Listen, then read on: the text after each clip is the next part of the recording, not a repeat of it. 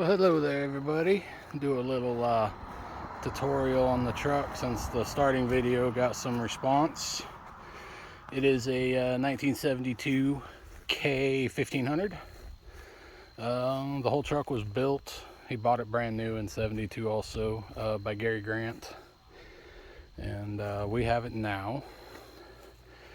Under the hood, we've got an Enduro injection system on top of a Dart big block Chevy, 598 cubic inches, cast iron heads, and she runs real good. Front axle, we've got a Kingpin Dana 60, and then up front here, so that little tank there is for the starting fuel. That's what that pump is for. And then this bow tie, stainless steel bow tie here, is the methanol tank. Maroso accumulator, extra weight up front,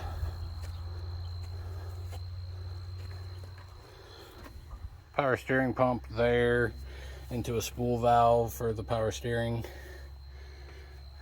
Really nothing special, but she does get down the track and do some good. Truck's name is Little Thunder. No frills. Very basic, even inside. Some switches. Still the original 4-speed. She backs up really, really slow. Even the original steering wheel from 1972. We are running 34 by 18 by 15 pull tires on 19.5-inch wide wheels in the rear.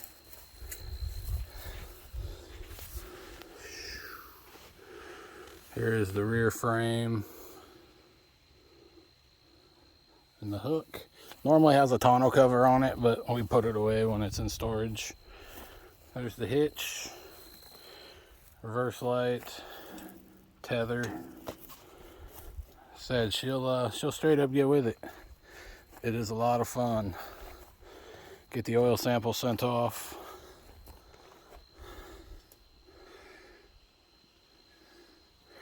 But that's all she wrote. Hope everyone has a good day. September 15th we'll be at Spokane Interstate Fair.